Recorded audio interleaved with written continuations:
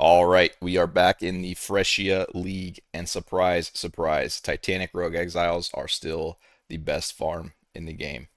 I cannot be reasoned with or argued with. No one can convince me that this is not the best farm that GGG has ever put out. I did a massive test on this through the 3.25 and 3.25 Necro League, and I'm probably not going to test it too much more this league, although I have run two tests yesterday that I will show here today. These numbers were accurate for the time, but keep in mind that at 140 divine an hour, the mirrors were over 800 divine each, and the hidden cores locks were over 200 divine each. So you can't really see numbers like this, but you should still see well over 30 divine an hour without lucky drops, and then who knows with lucky drops. Keep in mind, this was over a lot of maps. I think I did a little over 2,000 maps. So it's not like you're going to run this for 20 maps and then just find a Mageblood or a Mirror or a Lock. But it feels like around every 100 to 150 maps, I find either an Apothecary, a Mageblood, a Mirror, a Lock, or whatever. And that's on top of the insane Divine per hour that you're going to get from this. The majority of this strategy was developed by Mr. Everything. At least that's where I saw it from. He was doing something where he was skipping through the maps to find the wildwoods, and he had a lot of success doing it. When I eventually got to it, the scarabs were too expensive, and I couldn't do that. And so the only change that I made is I started running their maps in their entirety and adding in the Wisp scarab. And because of that, I started finding just the most insane amount of loot I have ever found in this game.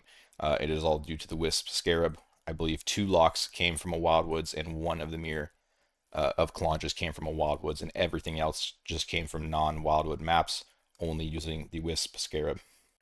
These were the two maps, or two sets of maps I ran yesterday. I ran 20 maps here, and another 20 maps here. I don't want to say it's this much per hour, although that is the goal. Any character I play, I'm looking to get the maps down to a 2-minute clear each, or if I use rituals, then there will be a 4-minute clear each, and then one in every 20 maps.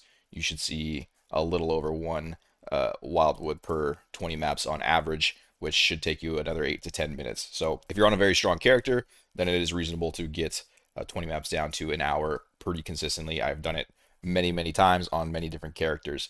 But this is what the results of the first 20 maps is, and the second 20 maps. The only discrepancy here is I sold off some of my sanctuary maps mid-run. I sold off 6, and so I just added in the divines. So I only found 2 raw divines and 3 raw divines over here. We get about 19 divines and scarabs on this side, and then 13 divines and scarabs on this side. More scarabs over here, less currency.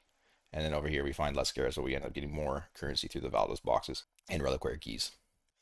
These numbers seem a little weird because on all of the tests I did on 3.25, I found far more raw divines than I am finding here. Now, there is a lot of variance with this farm. You're essentially just giving your maps a baby wildwoods, and sometimes they pay out, sometimes they are just kind of whatever.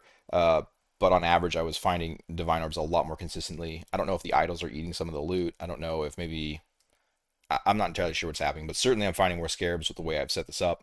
So we'll go in, I'll show you the scarabs that I'm using. I think most people already know about them, but I'll show you the idols that I'm using, which I don't think too many people know about. These will very likely be tough to find. If you are a newer player, I would be very wary about going out and spending your entire bank on these. These are very dangerous maps. The cost to entry as far as the scarabs go is very cheap. Really the barrier to entry is the game knowledge on how to set up a defensive character that can go fast, can get rarity, can do a lot of damage, and yeah, in general, the game knowledge is your barrier to entry with this farm. But the idols I'm using, we'll start with this one here. We have Rogue Exiles in your maps have a 95% chance to be possessed by a tormented spirit. I believe this is pretty much mandatory. If you don't know what tormented spirit is, it adds a bunch of quantity and rarity to your monsters. It's very good, and giving them a 100% chance to be possessed is huge. Then we also add in 10 increased explicit modifiers on your maps. There's a couple other ones I saw. I added ritual altars just to make getting the smaller idols a little bit better, but you can also get rituals open and close faster. You can also add beyond to your maps, and I think there was 1 or 2 other ones that I saw, but this is the one I'm running with. Over here, we have increased explicit effect of modifiers on your map per explicit modifier, and scarabs found are more likely to be less common varieties. On this one here, we have 3% increased effective explicit modifiers per modifier again. Along with ritual altars, always have 4 ritual altars, which lands on the boss every 4, maybe 5 maps, give or take. I haven't done exact numbers on that, but since we are putting 2 rogue exiles next to our boss at basically 100% of the time, whenever that does happen, you get an additional 8 rogue exiles through your ritual altars. Up top, we have additional rogue exiles. This is the only beneficial mod I have on here. They were 20 divine and then they shot up to 100 divine. Everyone pretty much knows that explicit modifiers with this or rogue exiles with something else is going to be very good. Over here, just another explicit modifiers and quantity on your maps. I would ideally probably like to go into rogue exiles on this as well, but flat quantity is also always good. Then on the small idols, all we are doing is looking to balance out the rest of our stats to be 100% chance to contain an additional rogue exile, 100% chance to contain a ritual, which I have on some of these somewhere right here. And then we will try to shoot for a 100% chance for the map bosses to be accompanied by 2 rogue exiles. Outside of that, we're just looking for flat increased scarabs, and unique monsters have increased chance to drop scarabs. In total, my unique monsters have about 1,000% to drop scarabs. I have around 72% increased explicit modifiers and 98% chance to be accompanied by 2 rogue body guards. And we have an additional 62% increased scarabs found in my maps on top of the 993% chance for the rogue exiles to drop scarabs. I've already gone ahead and given my viewers a 24-hour head start on finding these idols. I think it is going to be very challenging for you to find triple affix idols. I had a hard time finding them and I was not competing with anyone. I know that because a lot of them are on the market for a day or two. There just isn't a lot on the market, and I've already given away the strategy to people who follow me. With that being said, you may be able to pull off some things with recombinators. I know that I had a lot of diviners and arcanists single strongbox idols laying around. They were worth like 5 or 10 C a piece. I just threw them all in the recombinator and I ended up making like 15 divine off them or something. Recombinators absolutely do work with these idols. They do not hit very often, but you can make them. I will put the same layout that I put in my stream in the details of this video here. I also accidentally upgraded my black market somehow, which ended up being kind of cool to discover. You can buy idols once you upgrade the black market, and since you essentially have infinite gold once you start running this strategy, then you can probably get a lot of options for recombinating together some stronger idols as you go. For the scarabs, in order to run the exiles, we are just looking for Titanic, Anarchy, 2 Gigantification, and 1 Wisp. People have tried various things. They've tried doing Titanic Scarab of Legend and some other various things. I think partnership could actually be decent wherever it is, just simply because you're guaranteed the 2 additional rogue exiles from the boss. Somebody can do the math on whether that would be worth it or not. For me, this is just what I'm running. This one you cannot change, in my opinion. This one cannot be changed. This one could be changed.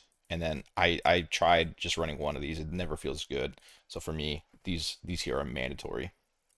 The only problem with partnership is that it is a more rare scarab, so it may be a little more expensive to find. And I'm not sure if it's better. I thought what I saw when I tried this is that the partners can't spawn as giant rogue exiles, but I could be very wrong on that. I only ran at this for like maybe 20 or 40 maps, and I just decided it wasn't for me. In order to farm the 8 mod corrupted maps that we will be using to farm them, we are going to use 1 escalation, 2 multitude, 1 corruption, and 1 delusions.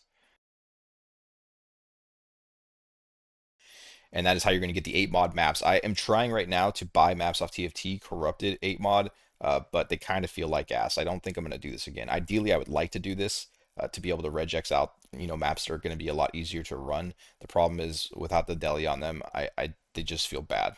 They're not nearly as good as what you can farm with delirium. And the thing with these is the ones that you can't run through your regex, you can give to your mappers, and as long as you have around 4 T10 mappers with 2 T9 mappers, then you can usually get these completed for 100%, and you can find a ton of high value clusters, secrets of suffering, just in general high tier T1 currency and various other things.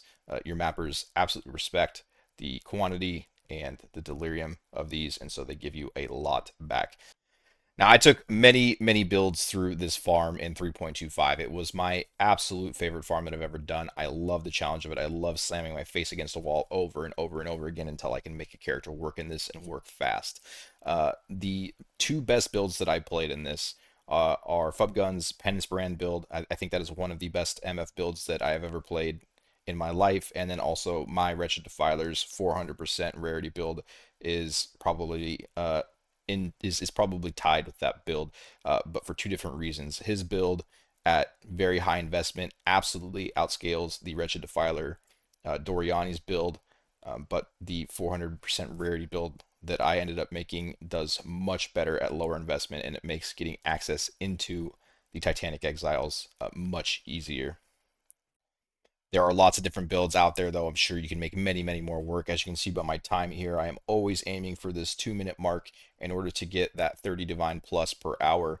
And again, 4 minutes if I use the rituals, because they will double the time of your map. I try to only pop the rituals if there's two or more giant exiles within the rituals. If there's not, then I just open a new map. The scarabs are too cheap. I'd rather just get more rogue exiles on the board. The problem with a lot of different builds is they are lacking in one area or another. Either they can't get defensive enough, or they can't get enough rarity, or they can't get enough speed, or they can't get enough power. It's very tricky to balance all four of those on a lot of different builds. In general, with the builds that I try on this, I am always looking for at least 200% increased item rarity, preferably more. Also for the Fizmax hit, I really don't like going in for with anything under like 15,000, and I think that's kind of like your bare minimum. You can get away with a little bit less if your character can kill faster, but I really like 15,000 as a baseline, and I work my way up from there. As far as your LE max hits, you really want something around this or more. Ideally, I would like to push this up, but you can get away with a little less on this. Maybe 36k is okay, I guess. That's basically your spell suppression rating, if I'm not mistaken. If I remember right, I think spell suppression is essentially 82 or 83% all resist. I could be wrong on that, but yeah, in general, you really need to push these numbers up. This is what you're looking for. You also need to push up your damage, obviously, and then your rarity and your movement speed in order to be able to get the most out of these. With the Wretched Defilers build, the biggest problem I'm running into is your Spirit of Fortune is so much damage, and for since we lose the 30% all resist to our minions that you would normally get from the Necromancer tree, uh, he is sitting at a very small all resist here. He has or fire resist here. He has 50 fire resist, which is very rough. He is dying constantly, and so even though I'm running Aegis Aurora, and naturally what I would want to do is go into Melting of the Flesh to capitalize on the cold resistance, I'm going to have to do something funny with Purity of Fire to be able to keep my Spirit of Fortune up and alive. Um, so we'll see. I'm doing it all live on stream. If you want to follow along, it's going fine. It's gonna do fine in the farm. But yeah, that's where I'm at with it. I'm still feeling a little uncertain about it. If you're curious about the Wretched Defiler build, I'm not going to do a build guide because I do not think it is very new player friendly at all. I think you would need to go in and do a little bit of your own research and able to make it work. But I did do an entire craft guide for basically every item that you would need to get it up and running. I do think in the Phrecia League it is just worse, honestly. You lose the life leech, which is huge. As you can see, I show in this that I have a 9% block chance and a 3% spell block chance. Now I do have 90% all res and decent armor, but this is still just basically one defensive layer, and the second defensive layer being the life leech. Later on in the same map, I get stun locked and I can't move, and you can really see by my energy shield just how much weight this life leech is pulling. If we watch over here, I cannot move at one point, and the life leech is just completely keeping me up. It looks the same when you're playing Rogue Exiles or any other challenging content. This life leech is carrying so hard, and unfortunately, we lose it this league unless you're playing a witch, in which case you could get the Forbidden Flesh and Jewels to work, but I'm not sure what Ascendancy you'd play. I decided to go with Scion. I think it's going to end up just being worse in general, but maybe with high investment I can make it better. We'll see. I'm still kind of exploring. The benefits I get out of the Scion is that 40% of physical damage is taken as fire damage, which I scale up to 90%, and then one additional Spectre, and then I'm just taking passive points for the rest, and I have decided to go with the Necromancer Forbidden Flesh and flame so that I could get out of uh, glancing blows because this passive is ass, and I just had to have it so that I could heal from the Aegis Aurora. But through an insane times jewel, I was able to get spell and block capped, uh, and now my character feels good. But I don't know if you couldn't find a jewel this good, whether this will end up feeling good or not. There's probably a lot of other builds out there that are better to play. The reason I like this build is because you can get in for so cheap, and it doesn't feel like this league you're able to do that. I needed a lot of investment in order for this to feel really good. So be warned, it's going to be an expensive one if you want to get into this. I don't think it's the best build to do it. You know, if you're following my old videos and you wanted to try it this league, I'm not sure if it's the league to do it unless you have a lot of currency already. There are a lot of other places that you can put the Timeless Jewel. Over here, there's some really strong ones with minion damage and endurance charge on hit. Over here, I know there are some really strong ones over here that usually suck.